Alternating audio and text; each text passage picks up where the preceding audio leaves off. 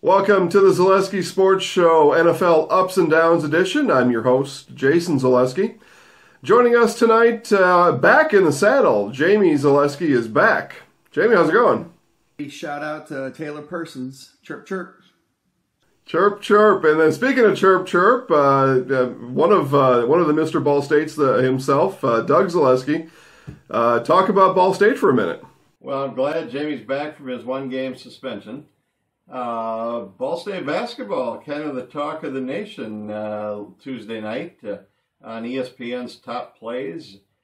Taylor Persons, their point guard, hits a three-pointer with 1.7 seconds to go. Ball State wins at number 9 Notre Dame Tuesday night, 80-77. Looks like Ball State basketball is back, baby. Yeah, all right. Well, Persons is the person, and Mike Bray probably beside himself. Well, Mike Bray was very complimentary after the game last night of Ball State. All right. Well, good enough. Okay. Well, perhaps a basketball show in the making, but for now, football. And it's NFL that we talk about here on NFL Ups and Downs, a show where we each get a chance to talk about an NFL up or something good in the NFL, and an NFL down or something that's just not quite right. And then we go around the horn, making sure everybody's in agreement or disagreement with that particular sentiment. And with all that being said, off his one-game suspension, we will go down to Jamie for your NFL up. Right, so my NFL up this week is going to be for the New York Jets. Before the season started, everybody was speculating if they'd be 0-16. They traded players, they cut players, and nonetheless, they have 5 wins. Josh McCown against the Kansas City Chiefs this week threw for over 300 yards, had a 92 QBR. So my NFL up are the New York Jets. Yeah, fair enough. All right, then your NFL down. Down is going to be crybabies in the NFL. So I'm going to single out 2 of them. Rob Gronkowski for the first. After he was picked off and he was probably getting tired of being pushed around out there, he went and gave a forearm to Travius White on the sideline and gave him a concussion. And my other player I want to single out is Marcus Peters, getting called for a penalty, and he took the penalty flag, picked it up, and threw it into the stands. Crying over spoiled milk, I guess. All right, well, and that comes full circle back to the Jets. That was during the Jets-Chiefs game. A lucky Jets fan has made his rounds on social media and TV with the penalty flag there. So, all right, well, we'll go to Doug for your thoughts on the Jets, and party boy Rob Gronkowski. Well, crybabies in the NFL. Who knew? I didn't know there were crybabies in the NFL. I guess there are. And you're up. Josh McCown, whatever it was, 85 QBR. I don't know. QBR, that's some made-up stat that ESPN came up with. It's not passer rating, so I don't know what the QBR means. It's analytics. Kudos to the Jets. All right, very good. Yeah, you know what? The Jets made something out of nothing. Maybe they've ruined their draft pick, but they've made something out of nothing, and they give the New York fans something to cheer for, as you can't cheer for the Giants anymore. And old Rob Gronkowski, I don't know. I don't know. I don't know what to say about that. I was entertained though by Peters hurling the penalty flag into the stands. Both suspended now. One by his team, one by the NFL, and we'll see what their teams can make of it this coming weekend. All right, we'll go up the road. Another stupid, petulant athlete. Get out of here. All right, well, with that being said, we'll go to the petulant Muncie, Indiana representative, Doug Zaleski, for your NFL up. NFL up is wide receiver Keenan Allen of the San Diego Superchargers. He caught 10 passes last week for 105 yards and 1 touchdown. Doesn't seem like a big week, but it was a historic week in the NFL. He became the first player in NFL history to have 10 catches, at least 100 yards, and at least 1 touchdown in 3 consecutive games. No one else in the history of the NFL, which dates to 1921, has ever done that before. Jerry Rice didn't do it. Randy Moss didn't do it. Marvin Harrison didn't do it. Keenan Allen, you did it. Yeah, and that's a good one. We'll talk about that one here in just a minute. Your NFL down. NFL down is Marvin Lewis, the coach of the Cincinnati Bengals.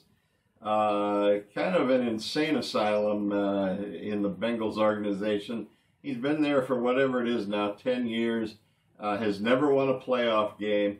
I don't know if he's got pictures of owner Mike Brown or what. I don't know how this guy has kept his job, but that debacle on Monday night against the Steelers was terrible. It turned off fans from coast to coast on watching NFL football the rest of the season, I think. The Bengals had 173 yards in penalties. Just think of that. Teams don't even rush for 173 yards in a game. The Bengals gave the Steelers 173 penalty yards. Marvin Lewis, it's time for you to seek other employment. Yeah, well, there's not going to be much we're going to disagree with here, I don't think. Keenan Allen's been uncoverable. And you mentioned his stats for the last 3 weeks. I think he's been uncoverable during this hot Chargers streak.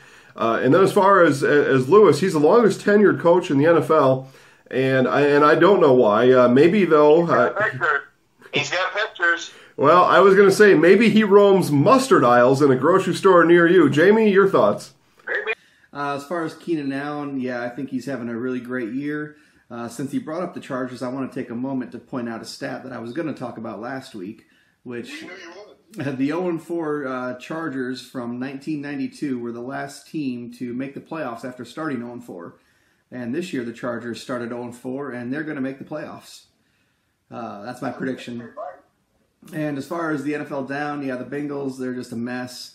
Mike Brown is a cheap owner, so he probably doesn't want to fire Marvin Lewis and have to pay his salary.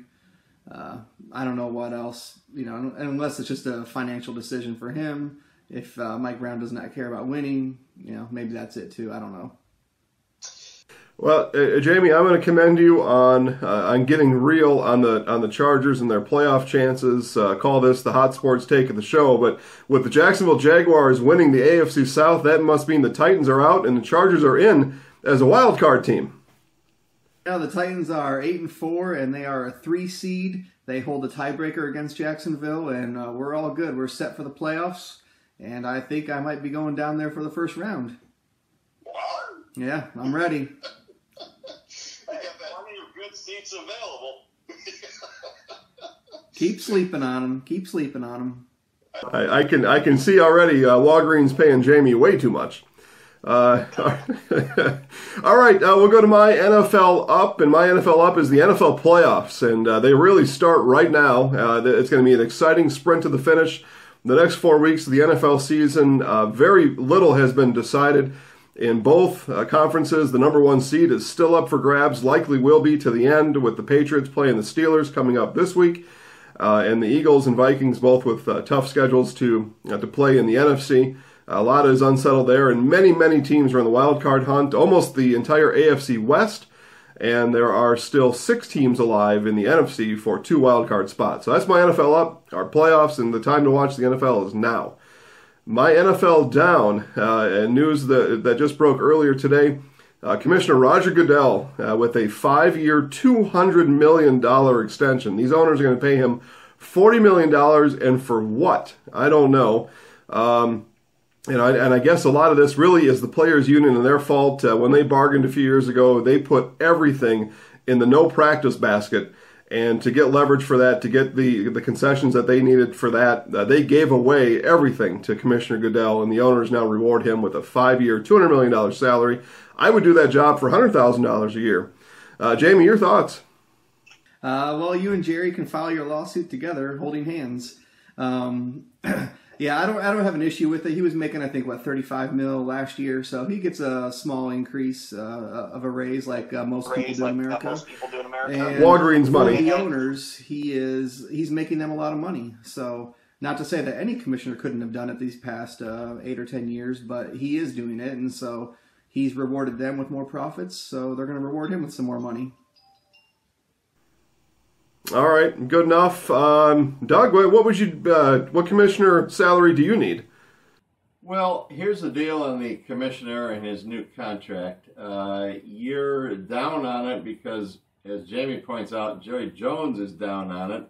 And Jerry Jones is down on it because Goodell suspended that clown Zeke Elliott for his clown act off the field. So Jerry doesn't like him. You don't like him. I get that. What has he done for the NFL? Yeah, he's brought some money into the league. The league was flush with cash at one point. That I don't know that that's going to be the case going forward, though. People across the country are tuning out the NFL. They aren't watching, and what that translates into is lower advertising dollars, fewer advertisers, and I think over the next 5 years or so, you're going to see that bank account of the NFL that was flush with cash be drained a little bit, not nearly as flush with cash, and these owners aren't going to be stuffing their pockets with millions and millions of dollars like they did 10 years ago. I think Goodell, first he robbed the players of the sanctity of their game, and now he's robbed the owners. And I don't know, it'll be more than just Jerry Jones agreeing with all this here in a couple of years, like you said. Well, he's saved from themselves. There isn't one of them who has a clue about anything. Wow. Okay, second hot take of the day. Wow. 2019 when the CBA talks start up, and then 2020 when the deal expires, it'll be very interesting to see what happens as far as like what you talk about with discipline, leverage, what are players willing to give up, what are owners willing to give up, will there be a strike, a lockout? Very interesting coming up in the next couple of years. Yeah, and what Doug's alluding to is it all could crumble, or certainly big chunks could fall off. Oh, it's already crumbling. Yeah, no doubt about it. All right, guys. Well, we will wrap things up. It's been a good conversation today. Makes for good entertainment. And thanks to Doug and Jamie for being here today. Jamie, any shout-outs today? No shout-outs today. Sorry. All right. You can apologize in the next show. No apologies needed on this show, though. Doug, host of the weekly Doug Zaleski radio show, happens Monday through Friday. Where can people find you on the radio? Middletown, USA, 102.9 FM, 1340 AM, and WXFN.com on the internet. You can catch replays on my Facebook page, Doug Zaleski Show. You can catch them on my Twitter account, @Doug Zaleski.